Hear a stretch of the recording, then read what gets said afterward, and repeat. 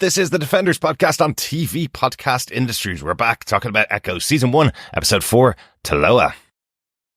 After your father died, I tried to get out.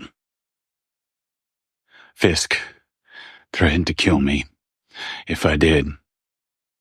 So I came back here and did his dirty work. And I don't want you to become me.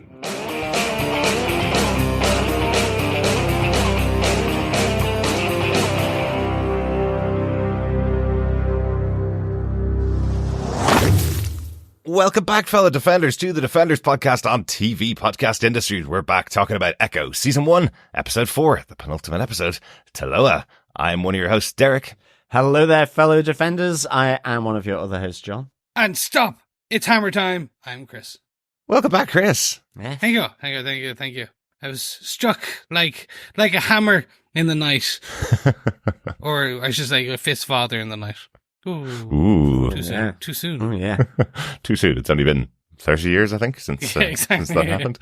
But of course, yes, we're going to be talking spoiler-filled on this episode of Echo. And I guess spoiler-filled on Daredevil Season 1. Yeah. In case you haven't seen that, that's basically the entire story behind Season 1, what happened to Wilson Fisk's father. And it's all out on the table here in this episode of Echo. Yeah, it was a nice little touchback, to be honest. Yeah. It was. Different hammer, though.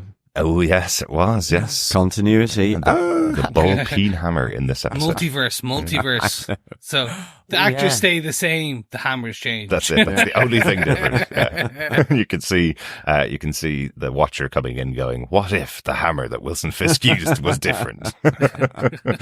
Endless possibilities, infinite universes.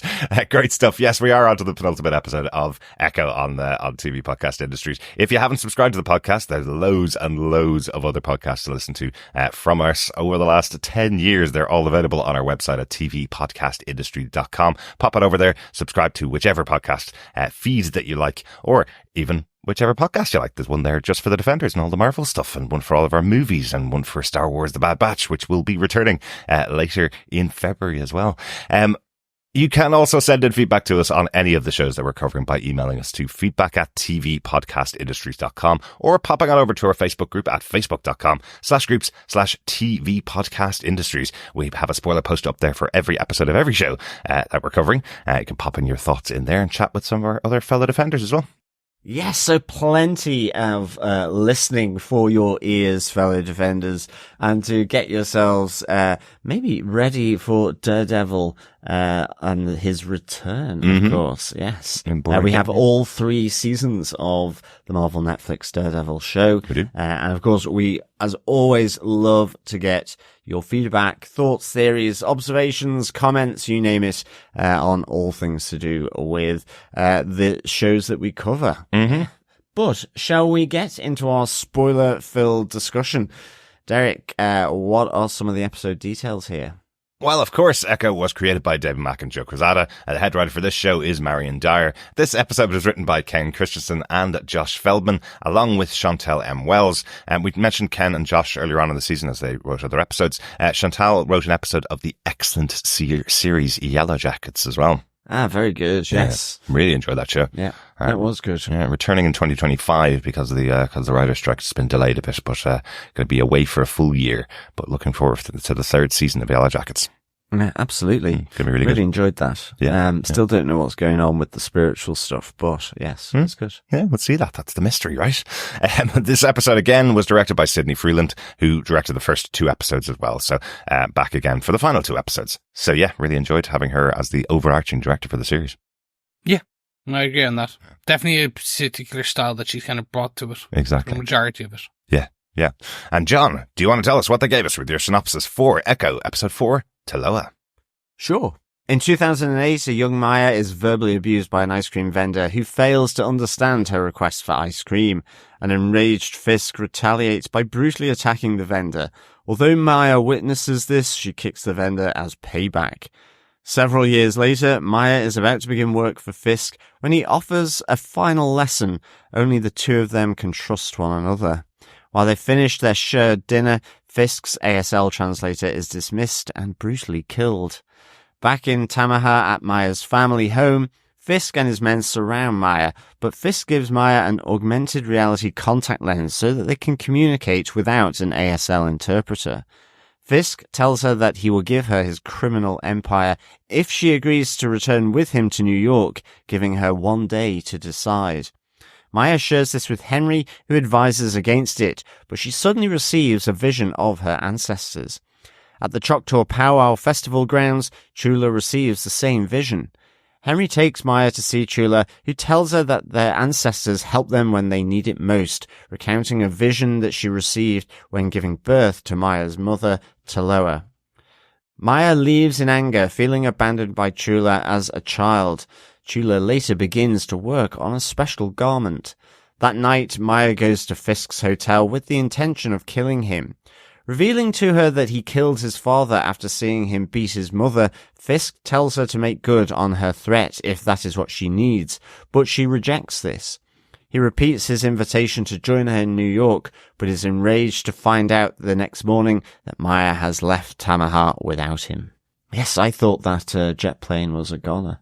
They was going to just smash through those flimsy, those flimsy partitions that you get in planes. And it was a bad episode for the service industry, whether you're an ice cream vendor or an ASL interpreter. Well, yeah. I have to say, I don't think it was intentionally supposed to be funny, but it was just Which one? the murder of the ASL I don't interpreter. think it was, no. Sorry, translator. Uh-huh. But just the fact that they were still eating away, and because Maya can't hear what's going on, just, you know, as the ASL translator is shepherded down a corridor to sort of a load of plastic. I think she must have known quite soon.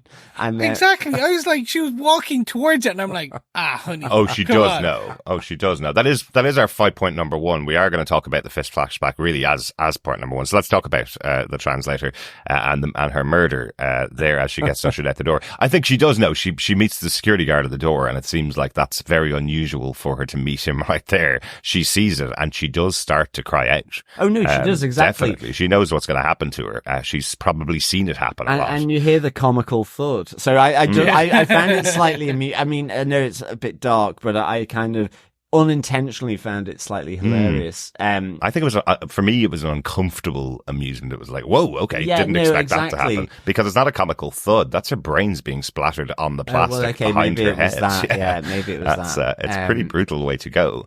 And it was also just, you know, it was the absurdity of them having their meal. It is that kind of absurd situation that happens when effectively mob bosses need to take someone out who you know, they don't trust. You see, that's it. Having to buy in or pay in for external assistance, the Fisk, you know, has to sort of tie up the loose ends. Yeah.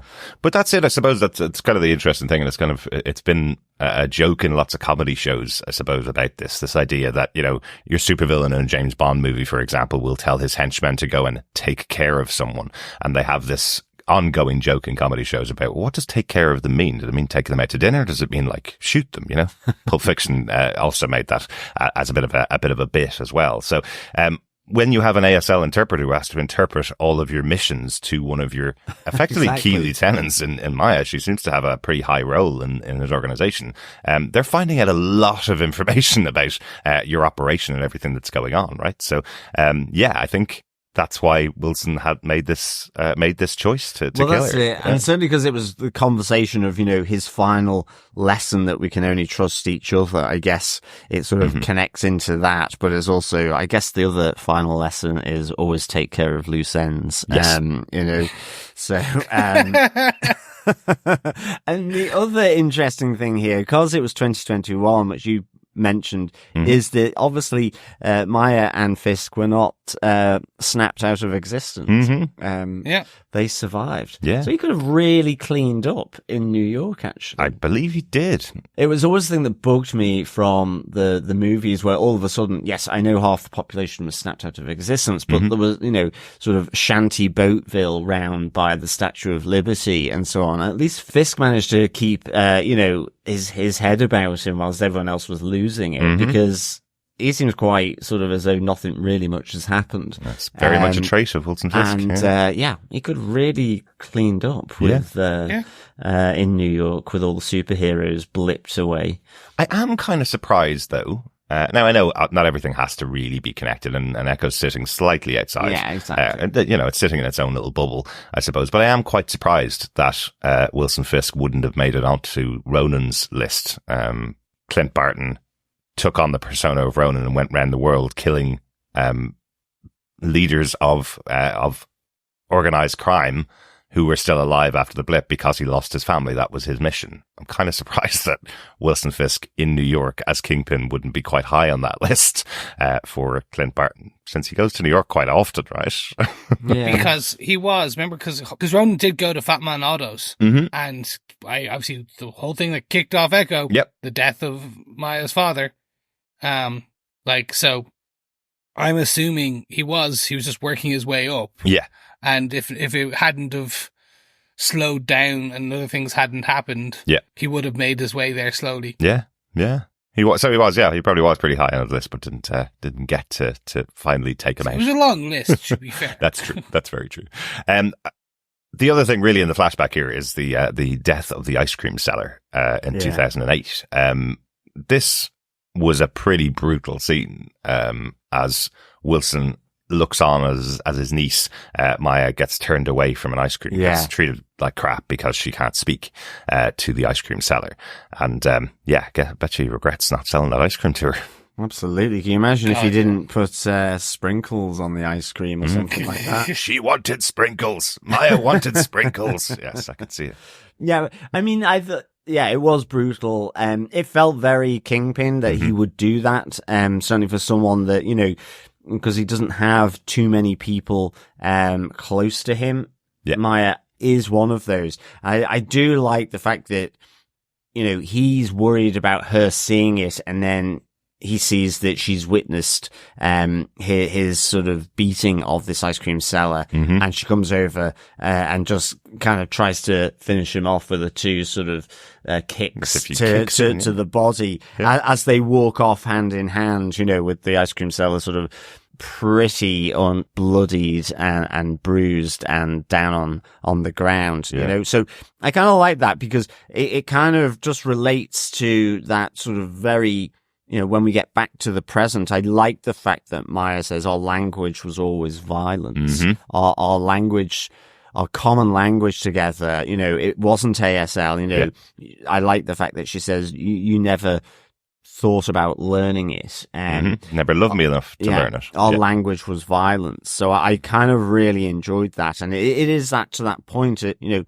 what extent Maya, even though her father wanted something different, but, taken in, mentored by Fisk, to what extent that embedded language of violence is with her, despite all the attempts, of her immediate family, back in Tamaha to try and maybe have some sort of breakthrough to her in some way. At this moment, it's mainly Henry, but do you know what I mean?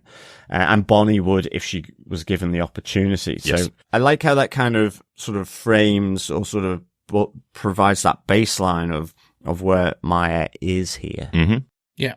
For the flashbacks as a whole, I really enjoyed it. So the actual watcher in me loves these scenes. The dry cleaner in me is like, why wouldn't he just take his jacket off? He knows he's going to punch the hell out of this guy. It's just like, and it would have just been a bit more like scary, where he just kind of like throws the guy on the ground, takes his jacket off, like shows his full Fisk physique, and then beats the crap and then puts the jacket back on. That would be more. But again, it was just kind of like, why didn't you do that? There's an in-universe reason, Chris. Oh, why? Do you remember his suit is armored, so in case the guy pulls a knife on him or something like that, it's his protection. Well, there is that. Yeah, it's the same guy that made the outfit for Daredevil, right? Seemingly, his eyeballs are armored as well. Yeah, it's a strange. Well, they're not. Yes, kind of. Or has he now got a glass eye? That is the question. We will find out. We will find out. I'm sure we will. I enjoyed this. I enjoyed how they bring it all together. I enjoyed how they have tightened that connection further throughout these 4 episodes, but also and particularly with this episode, how, yes, they have shown how tied Maya is to Fisk. Because the way it was built, say, in kind of Hawkeye, was that she was a bit more of an enforcer for him. Yeah. Like, she was, like, now we are seeing, no, like, he cared for her as a daughter. Very much so. Like, you could argue this was Vanessa 2.0. Yeah. This was almost like another family member for him. It was like his wife, almost. It's his chosen family, definitely. Yeah. It tightens that, and again, then heightens what we can only assume is going to be, from the end of this episode, a confrontation between them, and heightening it, the what's on the stakes and the emotions of that by giving us this flashback at the beginning to really hammer home. No, they're chosen family. Yes. I like your use of hammer home there, Chris. Thank you. Nice. I do also like, just speaking of dry cleaning, I do also like that what Wilson is trying to do is just get somebody else to deliver him a new jacket, so that Maya doesn't find out that he's been beating the crap out of the ice cream seller. But he had blood everywhere else. Exactly. He could have just said it was the raspberry sauce. Oh, there you go. That could be.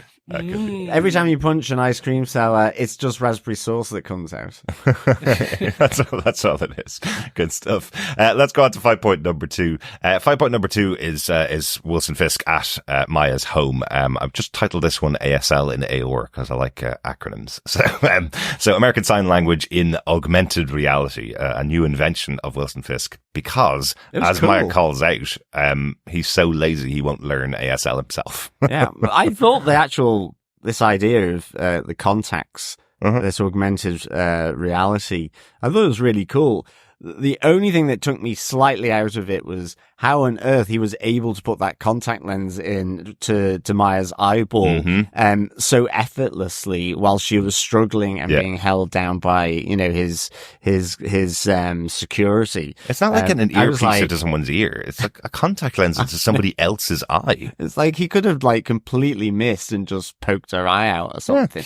Eye for an eye. Yeah, exactly. Oops. I kind of thought that's what he was doing, because it looked so forceful with 3 of his men holding her down while he's pushing into her eyeball. You kind of think he's using that violence. Like, I'm a glasses wearer. I went to Specsavers to get myself a pair of contact lenses, and they don't let you go until you've fitted them in front of the person there. I went 15 times to get lessons to put in contact lenses and could never do it. I eventually gave up, and I think they were happy about it. They'd seen me so often in there. If Derek was a baby now, would he be able to learn to walk? No, absolutely we just not. don't know. It is hilarious. Yeah, that's terrible. But it is. It's putting your finger so close to your eyeball is so weird. I mean, so hats off to Fisk. Bulky, seemingly unagile, but he's as fleet-footed, as swift-handed as a pickpocketer. He's got skills there to be able to chuck that contact lens into Maya's eyeball so deftly. Absolutely. Absolutely. But it is, for me, really cool, because for me, that's giving her now a cool piece of tech for the future of Ekin. Yeah. That is true. She doesn't now she has this contact lens so that she can still hear then and fully understand people going forward. And that's what it seems like, yeah. Exactly. And ASL translators throughout the world can breathe a huge sigh of relief that they won't need to be sort of hired in by Fisk. Yeah. And, they can sleep well at night. Yeah. The highest mortality outside of superheroes. Yeah, and oil rig workers. That would be it's like, we've noticed a huge spike in deaths of ASL. It's so weird. They seem to be going down every year, particularly in New York. That's terrible. Yeah, that's good. So he is trying to save lives. This is Wilson Fisk's way of saving lives, I guess. And I did really like it though. Yeah. Yeah. And then when they have the sit down again, the whole aspect of where they're sitting down for this dinner. Yeah. You're like, oh, it's going to boil over. The tension. Why I love Vincent D'Onofrio and so happy he is back as Kingpin. Absolutely. Confirmed he is the MCU Kingpin. That is what we're getting. He is that commanding presence, but also very much that sinister.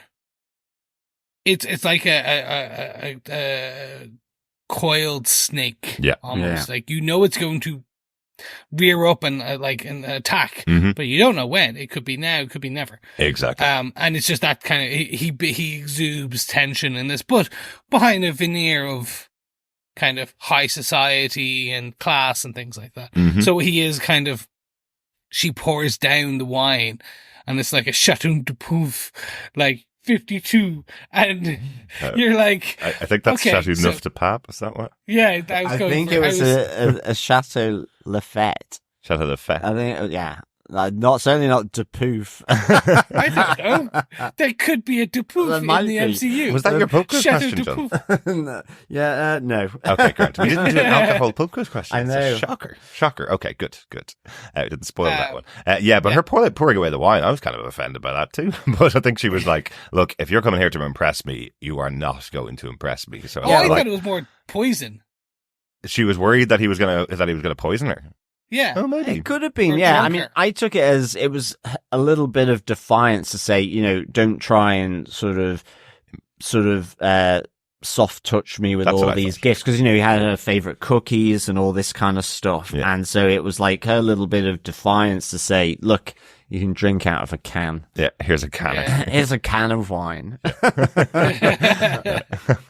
But I do like the kind of look on Alakwa Cox's face when he says to her, are these I brought your favorite cookies, and there is that look on her face that kind of goes, I'll still keep the cookies after you leave. I'll pour the wine away, but I'm still going to keep those cookies there. Yeah, exactly. But the big offer from Wilson Fisk here is literally what she had wanted in episode 1. He's saying to her, you will get everything. Yeah, he's if you come back handing to New her York, queen pin. you get the empire, you become queen pin. Yeah. Which I just thought was quite interesting. So he knows exactly what she wants from him after the attack that she did on the ammunition. Yeah, So it was quite, it was a surprise, this proposition, to hand his empire to her. Mm-hmm. In a sense, or maybe he's just taking a back seat, ultimately he's not going to, stop the cash flows coming in. But, it was quite a surprising proposition, but maybe that's, I think in the end that the shot to the face, he could understand that from his own perspective, so he didn't as such take offense to it, weirdly. Yeah. I'd definitely take offense to a shot to the face. So would I, but I mean, that's the kind of mixed up sort of,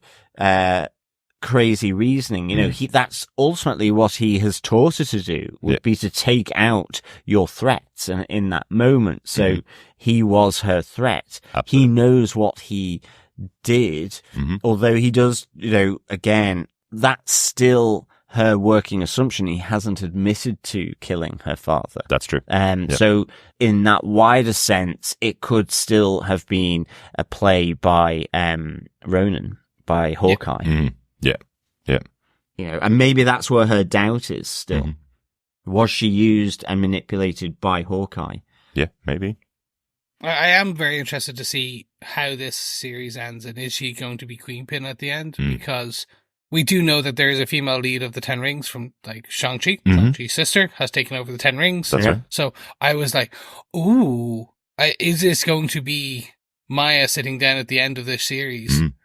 On the throne of Kingpin's empire. And maybe Born Again is Kingpin having to be born again and rebuild his empire, blah, blah, blah, blah, blah. Right. But in the meantime, is it going to be we are getting a Ten Rings series, apparently. No. That's in the works. Right. Or a film. But I think it's a series. It's some special presentation. I think it was just at the end of Shang-Chi, it said the 10 rings will return, wasn't it? So, yeah.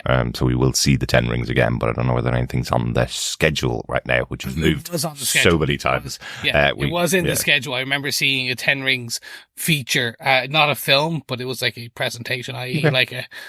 One of the Disney Plus type shows. But I was like, oh, cool. They're going to kind of put them up against each other. And I think it's an interesting proposition. Obviously, towards the end of this episode, that is not the case, probably. Yeah. But I think it would be something interesting to see.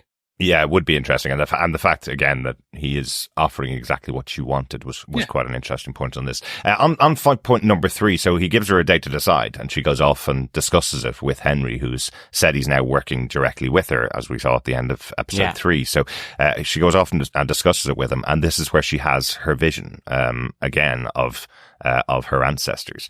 This time seems much more powerful. It seems like a massive warning from the ancestors: do not go and join Fisk and lose yourself again, almost, is what it seemed like. Yeah, and I mean, that echoes through as well from Henry, even in the present. So I kind of like this, how even those people not connected, through this ancestral line that Chula has and so on, and their family are effectively saying the same thing. And I think this whole, like, shared vision between Maya and Chula was really, really good, because it's the driving force that brings them together. So it's kind of, the spirits or the ancestors, that power sort of working in mysterious ways to actually bring grandmother, granddaughter together for the first time. And I just loved how just really tense this was at that sort of emotional level, in the sense of you have Chula effectively explaining to Maya about her ancestors of Chaffa, Loak, and Tuklo, and the ability to know when they are needed, and this echoing of generations reaching out when they're needed most by people in the present. But it's also then just the flip side of that, of, in a sense, almost feeling like this ancestral link is broken through this abandonment that Chula did of Maya because of her father. As Maya says, I was a child, you disowned me, you chose yourself. So it almost goes against the teachings that Chula has said. It does, and I like this. I really enjoyed it. Yeah, because it's just good writing, isn't it? It's someone that's telling you this is how you should live your life, and then you kind of reflect the mirror back at them, and you go, but hang on a second, you left me behind. You're the one that chose not to come and visit me because of my father. Had nothing to do with Maya and what she was all about. It had everything to do with William. She had the opportunity, Chula, over the years to reach out to Maya and never did that, blaming her for what her father did. Yeah, absolutely. Yeah. And I have to say, Tantu Cardinal, I just love her face. I think the expressions, just in any sense, how she was signing and mouthing to Maya, but also, that emotion when Maya has left angry at Chula for abandoning her, and she's there at the seamstress's mannequin. I just thought it was really a great kind of sort of ending to that scene where, she realizes what she's done because of her father and, that abandonment, in a sense. So I thought that was really, really, kind of good. And as I say, I think Tantu Cardinal, just so good in this scene. Well, they both are, but I mean, I don't know, it's something about, the lines on the face, it's just the expressiveness of it. Without a doubt. And I think in particular, where she kind of breaks down at her sort of mannequin, where she does her seaming and so on. Is it seaming? Tailoring, I guess. Maybe something like that. Seamstressing. Beading. Yeah. For the band. I know, Chris, you'd mentioned earlier on in the season, at the start of the season, that we've never really watched that many shows that feature characters using ASL all the time in different situations. And this is a true representation of that in the show, where you have two characters using ASL in a really dramatic scene. And it's a really weighty scene and really important scene. Chula is supposed to have taken on board what Scully had said to her in the last episode about listening, not just speaking, not telling someone what you want them to do. And it doesn't seem like at the beginning of this scene, at least, that Chula's taken that on board. Maya comes to her for help, and she tells her the story of her ancestors. She tells her the story of how her mother was born.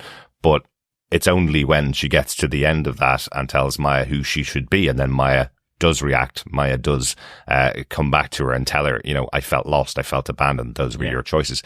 And then she listens to the advice. She listens to what Scully had said to her, and she hears it. Yes. You can tell from the reaction she has of the mannequin, as you say, John. So it's a very weighty scene to only be told through ASL subtitles and the faces of both actors in the parts. I love Allegra Cox in this because of the emotions that she can deliver. And you can also see when it's almost her version of shouting, which is when she is delivering the lines. She is signing, but then also almost mouthing and kind of it's a breathly shouting is the way I kind of describe it. Yeah. You can hear her almost punctuate certain words. Now, they're not fully formed sentences. It's just certain words are kind of breathed out. Exactly. And it's her version of screaming and shouting. Yeah. While she signs the word. Yeah. And it really just gives this, it's a strong, I think you use the word weighty, but it's a strong, weighty scene, but almost just, it just, I don't know how to describe it. Like, you're almost sucked in further to the scene because you are reading the subtitles, hearing this almost quiet ASMR breath scream of certain words. Right. And then, as you said, both of the actors are so expressive that you can feel this emotion coming through. Yeah. And I loved it. The kickback on the words, kind of, and the pushback on from Maya is, in my opinion, 100% right. When you actually do kind of get down, you're like, oh yeah, no, she's right to be angry. Absolutely. She was an 8-year-old kid and her grandmother abandoned her, effectively. I did want to celebrate about echoing through the generations. We called it. It's like, that's where they got the name from. Exactly. And we very much in episode 2, we literally word for word, we had said that on this podcast. Yeah. And so it's good to see that they are doing that. Their powers and skills throughout the generations are echoing down, flowing into Maya. Yeah. The only defense I'll give to Chula on this is that you do get this talk of Maya's father saying how Chula destroyed the family. Yes. And you do then wonder to what extent, at least until his death, I'm not saying they poisoned her against their grandmother, but, at the start of this series, we see her saying, you're a bad egg, bad influence, the Lopez brothers and so on. So Chula, you want, Chula to William. So I wonder just to what extent, that separation as well was brought about by, William, as much as Chula, just in, as another factor in here. But ultimately, I'm not saying you're wrong. I'm not saying you're wrong. It's just another aspect to it. It is, but the balancing factor there is Bonnie, who has been able to at least reach out to Maya for that entire 20 years, regardless of whether Maya responds to her at all. She's been able to do it. Chula could have posted a letter. She is a postmaster, so she would have been able to post a letter to her. If Bonnie's able to get in contact with her, Chula should have been able to get in contact with her. But you're right. There's of course, this happens in families all the time. They fall apart. They lose contact with each other. But Maya's point is, if you wanted to, you could have. Absolutely. Effectively. And it should have been on the grandmother, not the 8-year-old girl, to keep in contact. Exactly. So I was just saying, another there's the other side of it as well. Yeah. What did you think of the actual ancestor tale of this episode? Each episode that we've seen so far, we've had them opening up with the ancestor that we're talking about. The episode's called Taloa, named after Maya's mother, who we see is born with the help of the ancestors, because Chula would have lost her as a child in a regular hospital. She's taken out into the woods with the rest of the Choctaw Nation, helping her to give birth to Taloa, and with the help of the ancestors, she's born. What did you think of that scene? I thought it was pretty beautifully shot. Yeah, I liked how it was kind of, it was almost like that reconnect with nature. And I loved how when Chula is looking sideways into the forest and it becomes the cave. Yes. I kind of like that kind of connection there. Yeah. But yeah, I mean, it is different because actually I don't think it's fully realized this ancestral element yet. I mean, at the moment we just know that, what Maya is seeing is what Chula saw on the night of Taloa's birth, so we don't have that opening ancestral flashback like we've had in the others. We do get that flashback of Fisk and Maya. So I think we still need to understand Taloa here as well, Yeah. For me, I think the way you said it was beautifully shot. I feel it's a bit of a tough one because I don't fully. I suppose they culminated in a way that I'm like, okay, it makes sense. It's in the person's time or the ultimate time of need, and I suppose because Taloa was dying, and so was the child. That is why the spirits passed on and gave her that additional strength. Yeah. It was just all the others have been about something a bit more weighty, I suppose, than carrying on the bloodline. It's pretty weighty for Maya. She wouldn't exist if Chula hadn't given birth to Taloa. So. It's pretty weighty for them as a family. I was like, if it was just, I suppose for me, it was just more like she was shot or something and then having the baby and things like that. Then I think it was just, but I think it was beautifully shot. The scene where she is giving birth in labor against the tree while it is pouring rain. Yeah. And it was slowed slightly. It wasn't like a 0.5 slow down, but it was definitely a 0.75 or something. Like it was just taken down like just slightly so you could see this other actress portraying Chula like in kind of agony, and then the what you would assume then is the kind of the ecstasy of the painkiller almost kicking in. Maybe. It's like, there's the special help from my ancestors. From the ancestors, yeah, exactly. Yeah. I what I also kind of like about it though is that you would think this would be the story of the birth of Maya. That would be the traditional way to do this story, that it was Taloa that was having problems giving birth to Maya, and Maya was born under the help of the ancestors, and that's why she's so special. But it's not that. Yes. It's that it's Chula getting the guidance through the ancestors, giving birth to Taloa. I just thought that was interesting, that it wasn't you were born in these amazing circumstances and now you're a Jedi master. It's not that story. Yeah. It's that this is what happened to me when I was young. This is how I channeled the ancestors, and because of that, your mother was born. Yeah. I thought that was really interesting. So really, the ancestor here that got the powers is Chula, despite the name of the episode being Taloa. Yeah, no, I think it makes sense. Like you said, it's the continuation of the bloodline. Yeah. And it's an interesting choice. Yeah. Like I said, like again, it's just like giving that. Now it does, I'm interested to see, because the next episode is going to be Maya. It's called Maya, It's called Maya. Yeah. It is the next. So maybe they will show that there was another issue and the culmination is this child of... Could you imagine if they did it again, if they said, if they had Taloa unable to give birth to Maya, so she has to go out and have the ancestors help her give birth, and it turns out the ancestors only just help members of their family give birth to the next generation. And that's it. But that's what I was saying, how be this episode was odd, because it is entitled Taloa, yet at this moment in time, we see the ancestors coming to Chula, and we don't know, we haven't yet seen what Taloa brings. It's not really in this episode. Exactly. So I'm expecting it relates to then how Maya is.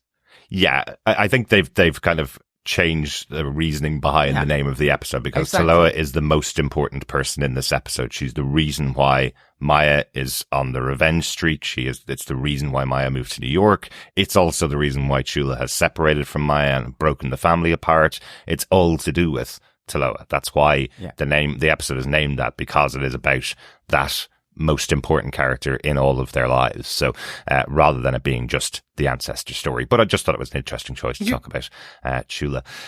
Great stuff. There was just a little moment there at the end, as John mentioned, with Chula looking at the mannequin with something on it, and making some kind of choice. I wonder, will this be Maya's superhero uniform or superhero outfit that she's looking at?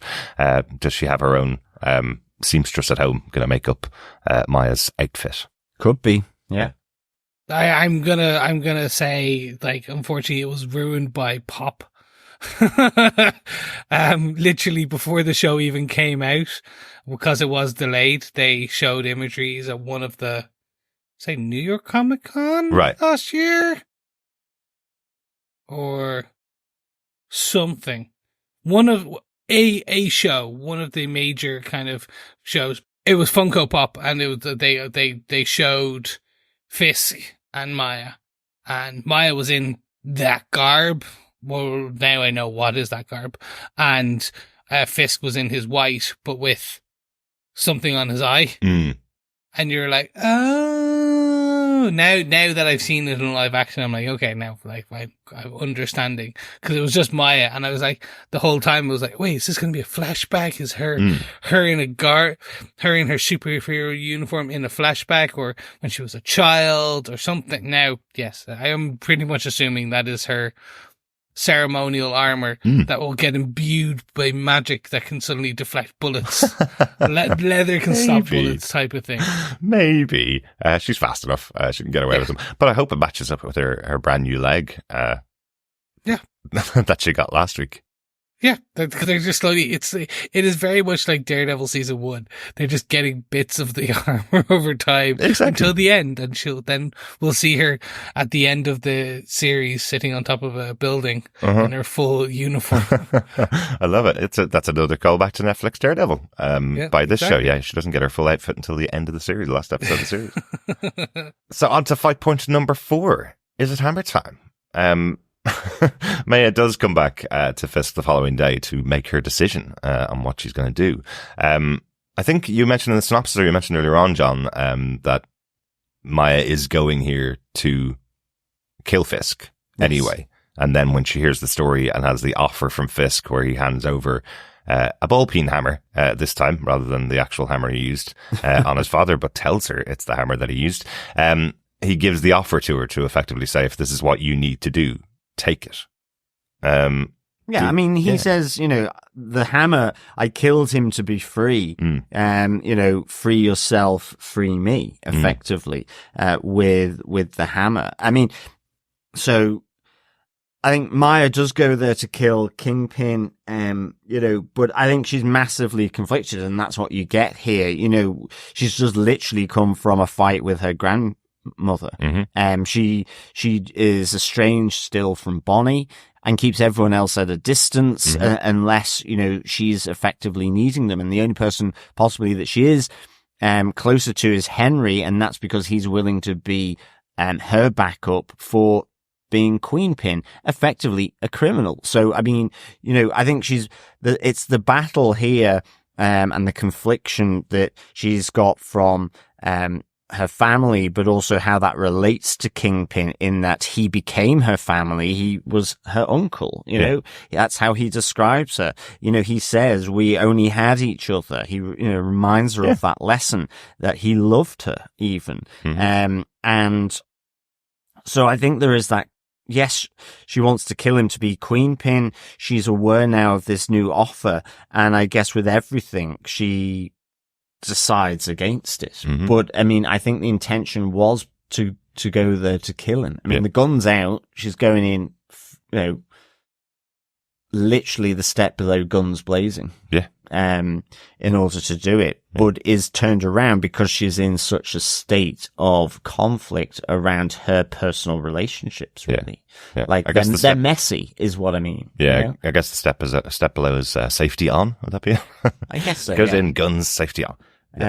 So I liked all this, I like the overall symbolism of it. I think it's for the three of us. and for any of the watchers of the original Netflix Daredevil, it has way more weight and symbolism. Yep. Yeah. I think it is somewhat lost or less effective. I'm being very kind of on those who haven't watched that episode, or those Netflix.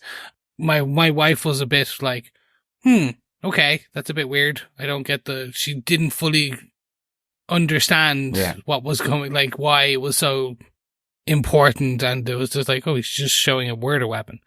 But he does say that he killed his father. So he does. Would you not pick up from that he's telling a woman that he's calling his niece that he's already killed a family member to release himself, and now giving her the opportunity to kill her family member if she needs that to release himself. I know it's massively more weighty if you've watched the 7 episodes it took to reveal that in Daredevil season 1, but I think just the simplicity that's there, where he's saying to her, I had to do this, I understand if you have to do this. He's almost freeing her from the blame that he should have for her for shooting him in the head, and saying to her, if you still feel this is what's necessary, I'm telling you I did it before, I had to do it, and I'm telling you, you have the right to do it. Yeah. I mean, I think it's also, it goes back to episode 1, where he is empathizing with Maya around, that his father died. It's in this moment that she realizes that, he turned himself, I think she says, you turned a monster into a hero, i.e. you were the monster that killed your father, even though your father was also a monster, but made it appear as though it was the same situation as with my father, that someone else killed him, and you had to deal with it and build yourself up into something that she's then looked up to, and felt that's, a big point of trust with her. So it's that revelation here, at least for Maya, is the understanding that he killed his father, and you see that surprise on her, and then you see him talking about, free yourself, if you're going to kill me with this hammer, it's kind of poetic in that sense. And so I kind of really like that. I mean, the only thing I would say is, with how indestructible Kingpin is, if Maya went full force with the hammer, it would just ping off him. Possibly. I mean, it seems like he's had that sort of armor fabric woven into his skin. Just skull now. Yeah, exactly.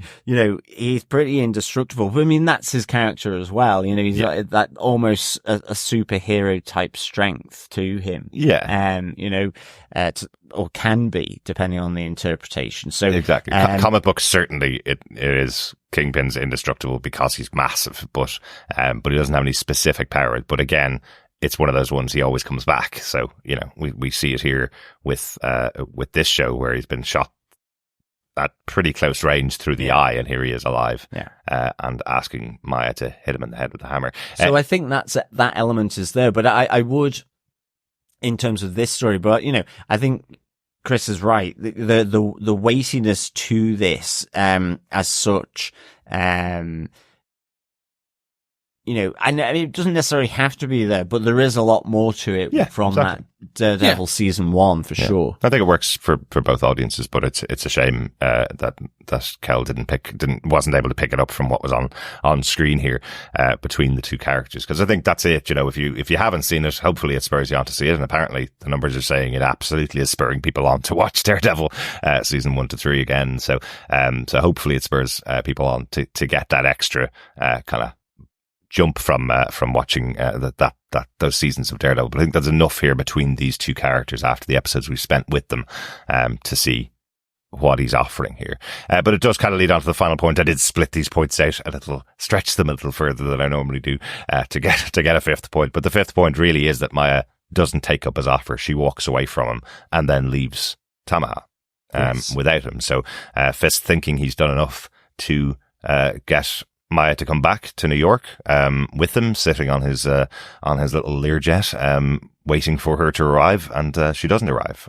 He gets a call in from his men saying they followed her and she's left Tamaha and not going to be coming to the plane. Yeah. But I'd say they followed her, then they lost her. Yes. And I'm like, wait, they lost her on a main road on her bike. It's like, how badly are they? Like, he needs some new goons. He really does. Just how like, good she is, Chris, rather than how bad they are.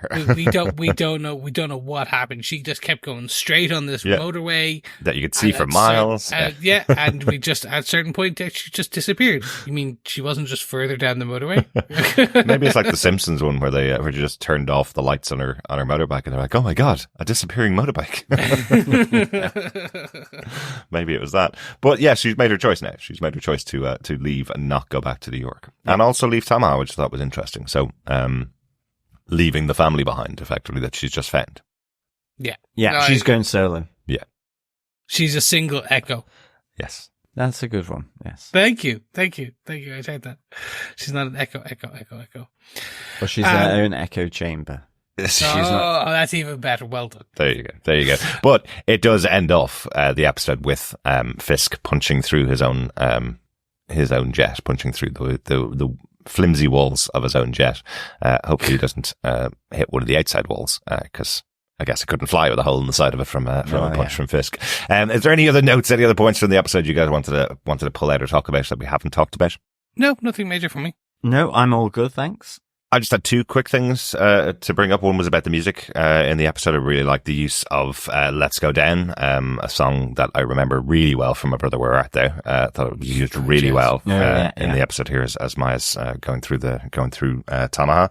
It was really good. We got Biscuits back. He wasn't in last episode, but a really interesting moment because it kind of came out of nowhere. It's the other guy that he is working with, I think, effectively shows him to an entire junkyard field full of car parts, which give him the ability to fix Chula's truck. Yeah. Anything that the sun touches. Yeah, I thought it was really nice. I like that. And why didn't you do that last time? There's a reference to something else, and I can't quite remember it. The Lion King. It is the Lion King. Yes, Lion exactly. King. Very That's good. It. Yeah. Very good. But why didn't he do that before Biscuits put his PS4 into the pawn shop? Because he was sitting in the same room as he was calling out to all the truckers. Maybe going, he feels does anybody guilty. want a PS4? He might feel guilty that he had to do that. Yeah. So in the end has gone, there you go. Here is your kingdom of junk. Maybe that's it. Good stuff. That's it for our coverage of Echo episode 4, Taloa. John, what did you think overall? Do you defend this episode? Yeah, I really, really enjoyed it again. I just think it's really kind of nuanced stuff here, and I'm really down for it. I'd give this 4.5 Kingpin 99s with sprinkles out of 5. I just really liked sort of it, in a sense, it's just the messiness of Maya's life. And this is where it all comes up, whether it is, that mess with Henry or with Chula, with Kingpin now, the one thing where the bedrock, the person that actually, who seemingly didn't abandon her, that's all up in the air now. That has questions over it because of Hawkeye and remains so. And you have nothing resolved here with Chula, with Bonnie, where even with, Henry apologizes for leaving her alone in New York.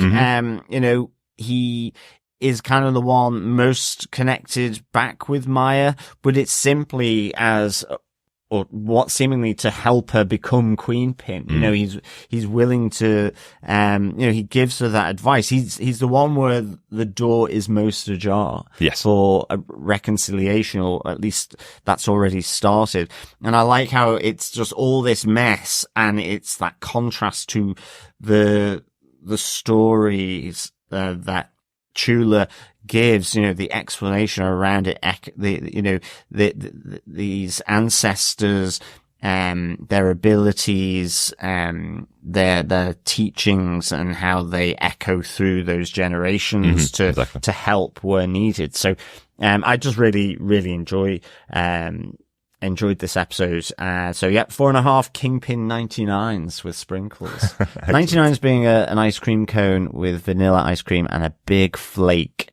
Or it used to be a big flake. It is. And you would either ask for raspberry sauce to be poured over it or maybe sprinkles. Or maybe just plain. Or both. Yeah. Yeah, or both. And you always got the chocolate stick in there. Oh, no, of course. No. But either sprinkles or raspberry. That is not 99. Yeah, exactly. You have to get the flake in there. Yeah. Although the flake, it used to be actual flakes, and now it must be. I think it's kind of their cast-off flakes. They don't taste as good as a flake. There you go. The crumbliest, flakiest I chocolate hope someone from in the world. Cadbury's is listening. Well, they're just around the corner, John. You can go and ask them. Bang on their door. Chris, how about yourself? Do you defend this episode of Echo? I do. I think there's definitely, it sets up the overall series well in terms of the finale. Mm-hmm. And it sets up the potential future, if it makes sense, of what Echo can be or could be.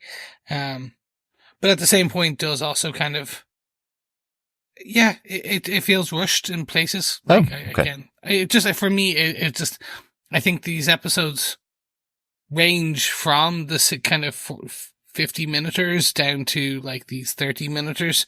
And just for me, it's this weird, I could have done with like another 5 or 10, like, actually, I don't know what it actually is. I think very much the scene with Chula and Maya, for me, that, like, I just could have like an extra 5 minutes on that. Just really diving deep into them, the history of the echoing through time, that type of thing, really just giving that really its moment to breathe. It just felt sandwiched between these very kind of weighty points, kind of other scenes as well. So it just moved very quickly. But overall, I really, really enjoyed it and I defend it. What about yourself, Derek? Do you defend this episode of Echo? I absolutely defend this episode. Yeah, I really enjoyed it. I think that they're doing something really different here with Echo. And it's really part of her character. They have to have face-to-face scenes with Maya Lopez and her family, or Kingpin in this case. So having to have that means that they have to do something different to all the other Marvel shows, all the other superhero shows that are out there. It means she has to be present in the room talking to her grandmother and have that face-to-face reaction. It means Kingpin has to make an offer to her and she has to come back and discuss what's going on with Kingpin. Those kind of things are really good because traditionally in a superhero show, what happens? You meet your bad guy, he beats her, she gets extra powers, comes back and beats him, and that's it. That's your story for every single superhero show. Whereas here, she has the conversations. They have the weight and meaning behind them of their connections. And in terms of her family, you have the weight and connections of the ancestors and what they're bringing to Maya, how the family connections have built out over generations. You know, those stories, how they're told here in Echo makes this interesting and different as a show, and I'm really enjoying how it's being presented. I think the cast are fantastic. I really think they're got all on their A game when they're all together. And that scene, once again, that scene with Chula and Maya was probably the best in the episode because you had them explaining the history to each other of what should be happening from Chula's point of view and what really did happen from Maya's point of view. I thought that was really well played. So like it. Good stuff. Like it. I think we need to go and grab a bottle of wine and not pour it down the sink, John. And most definitely. Yes, fellow quizzers, fellow defenders, welcome to the North American Bar Quiz. It is... You change it every week. I can't change the name every week. It's just our bar quiz. We are on to question 4 for this series. So here we go. What day of the week do Kingpin and Maya have their Sunday dinner while in Tamaha? Excellent. Good one. I like that. So we didn't have the wine question, but we do have it about the Sunday dinner in Tamaha. Good stuff. That's the fourth question of 5 for our Echo Bar Quiz. All you need to do is put together all the answers, email us into feedback@tvpodcastindustries.com at the end of the series, and we will be giving away some Echo goodies to the winner of the Bar Quiz. John, do you want to give the question one more time? Sure. What day of the week do Kingpin and Maya have their Sunday dinner in Tamaha? Remember, Only 6 options for you. Absolutely. So not Sunday. Ooh, there's another hint, John. Spoiler. I like it. Good stuff. Let's see what our fellow defenders had to say. First up, we got an email in from Coffee and Vodka who says, "Greetings, fellow daddy dissing defenders. A deep one this was. A choice between 2 offers she can't refuse. The self-discovery in between and her seemingly denying both. He'd have had me at cookies. I wonder how much of this was inspired by the Buffy mythos, one woman a generation to take up the mantle of hero. Finally, it was great to see Willie for a full episode. 4 dinners with Andre, the Giant, Echo explanations, and hammer times out of 5. Peace and take care. Coffee and Vodka." Great stuff. Yeah, it really was good to see Wilson Fisk in for an entire episode. You know, we mentioned at the end of episode 3, Wilson Fisk coming in silently, not saying anything, just for that little moment at the end. Obviously, the first episode, we just saw him waking back up or still being alive from the bullet wound. But here, this is absolutely an episode with Vincent D'Onofrio front and center, right? Yeah, definitely. And it's great having him in, that Vincent D'Onofrio really superb here again. It's a character just made for him, I think. And, I love, as you say, Coffee and Vodka. I think this episode is a real deep one with the choices, the conflict that occur in terms of, how ultimately, Maya sort of takes on both those offers, really. Absolutely. Excellent. Yeah, I like the idea that it's similar to the Buffy mythos, the one Slayer generation. So this idea that Maya could be the generational power in this current generation. I like that. Yeah, excellent stuff. Thanks, Coffee and Vodka. Yep, thanks, Coffee and Vodka. Over on Facebook, we have some feedback from Patrick Lemke, who had this to say. "Strange how they used a different hammer than the one Fisk used in the Daredevil show flashbacks, since the back of the hammers don't match. I guess he didn't hold on to that one after all those decades and just got a new one to set an example so that he could give it to Maya. Continuity error or subtle context, you be the judge." I like it. I'm going not even continuity error or a subtle context. I'm going multiverse. I love that he, for Patrick's explanation, all that has to happen is he just goes down to a local hardware store and picks up a different hammer. For ours, there has to be a new multiverse created. Well, it's even keeping it in a lined box. Yeah. But technically, if it's a murder weapon, there'll be some part of the DNA still on there these days that could be extracted and link him to his father's murder. I was just trying to remember back, because we did say we've been watching season 1 of Daredevil, but I was just trying to remember back as to whether he did keep the murder weapon, because I know they disposed of the body in the Hudson, right? That was the whole thing. They cut the body up, and over weeks, the body was dropped into the Hudson. But I thought along with the murder weapon, I don't remember the murder weapon. It might have come back in season 2 or season 3, but I don't remember him keeping it. So, did he have it in pride of place in his office throughout all of these years, or did he just buy a hammer to represent the hammer that he killed his father? Could be just, it was very clean. Let's just say he bought a new one. Because as you say, representational. John, exactly, because as you say, John, it does feel like keeping that weapon around, since it caused him so much trouble. Keeping that weapon around might be a bit of a bad idea. Maybe just symbolic, Ultimately, the new Fisk family crest has just got a big mallet. Just a mallet on it or a hammer on it. Yes, good stuff. Yeah.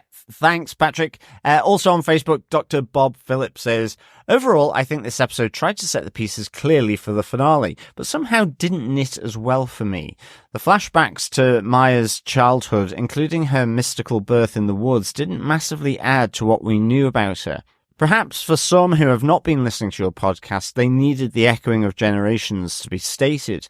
Felt a bit heavy-handed, and the choice to reject rather than follow a pattern of violence may be too predictable. On the other hand, it could all be because the idea of an ASL contact lens AI system is just a sucker for raging corneal infections and blindness. You've got to take the lenses out and clean them, kids." Dr. Bob, thank you so much for that advice. Yes. I like it. Contact lenses, curse or cure. I have the disposable ones, so I just whip them out a la Wilson Fisk and sort of bin them. But can you imagine if you had to put the ASL technology into each individual daily contact lens?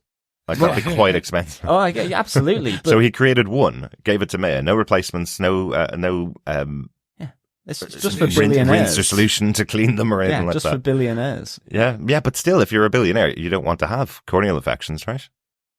Or do you? Or do you? Well, I don't know. I guess it'd be better if it was specs, you know? Exactly. Then you've got the interface. Yeah. I guess that makes more sense. It Well, would. sure, you know. I thought it was cool. But yes, a raging corneal infection wouldn't be. It's just, but thanks, Dr. Bob. Also, it's just to say, so that those flashbacks in this are for the birth of Maya's mother, Yes. Taloa, not Maya herself. And I think you're right. I think it's setting it up, but I still think in terms of how that story relates to her mother is not really finished here. I'm guessing it will be in the final episode, for sure. Yeah, absolutely. I'm sorry it didn't work for you, Dr. Bob. I guess let's see how the finale works when all the pieces are actually tied back together in the end. I do feel like it was building towards this, and it probably did need an episode to say this is how all the previous flashbacks relate to your main character. You know, I thought it was necessary, but probably more necessary when you're watching it on a week-to-week basis than if you're watching it all back-to-back in a 5-episode dump, the way that the Disney Plus did it. So I do think it was essential, but I think the acting was probably what really made this a special episode for me. Who needs dumps when you can do weekly? Absolutely. Thanks so much, Dr. Bob, and thanks everybody for your feedback for the episode. Yep, you can email us with your thoughts on the finale of Echo to feedback@tvpodcastindustries.com, or you can pop on over to our website and leave a voicemail there if you'd like to. You can also pop on over to our Facebook group at facebook.com/groups/tvpodcastindustries, where you can leave your feedback on the spoiler post over there, or head over and follow us on Threads at TV Podcast Industries, so we can make Twitter our X. Still love that. I know. I think it's getting worse. Unless, of course, TV Podcast Industries is really popular within the sex worker industry. Because that seems to be the only people that are following and liking on Twitter. I've got the random sort of followers back again. Yeah. Which are just bots, effectively. Yeah. Well, it's every time I report something and then I just get botted. Yeah. Exactly. Wait, are you telling me George Osborne 812-583-1248 is not a real person? No, weirdly. He loved all my posts and then told me about this amazing crypto piece. What a shocker. Told me I was the only person because we're such good friends. Yeah. It's a disaster. Let's get rid of it. Good stuff.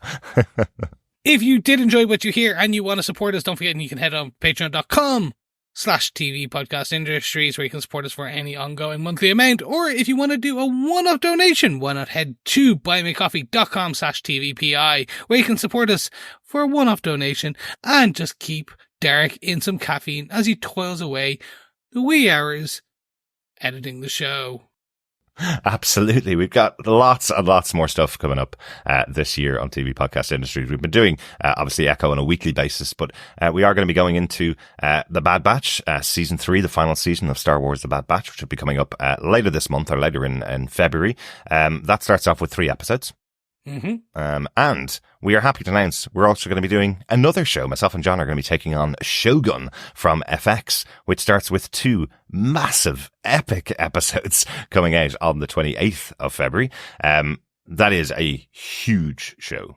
Yeah, absolutely. And it's going to be really fun to talk about. We have watched 6 episodes of the show, and we can definitely say now we highly recommend going to watch this if you're interested in any way in Japanese culture, or if you're interested in history. In history, absolutely. Yeah, and indeed, like, certainly off the back of the Blue Eyes Samurai. Then so as well, it's kind of, in a sense, similar era. You say similar. Of history. Shogun's set in 1600 and Blue Eyed Samurai is set in 1603. So then it's the same era. It's as close as possible as you can get. So looking forward to that. I really enjoyed seeing these screeners. Yeah, it's going to be cool. And if you enjoy the mature rated TV Podcast Industries and the mature rated content that we follow, well, good news, because Invincible Season 2 Part 2 is coming in March. Mm-hmm. Yes, myself and Chris will be back covering that in March as well. Yeah, I'm really looking forward to that. And I'll be just watching it. Exactly. And enjoying it. We might sub you in again, like we had to last time, Tom. Yeah, exactly. We'll see. So you have to keep up to date, is my point. Yeah. I'm going to do all the work without the reward. Well, yeah. Good stuff. The work is the reward. Remember. Yeah. Exactly. Born to work. Thanks so much for joining us. Talk to you again next time. Thanks, guys. Speak soon. Yeah, thank you so much, fellow defenders, for joining us until the final episode of Echo. Keep watching, keep listening, and of course, keep defending. Bye. Bye. Mind those contacts. Bye.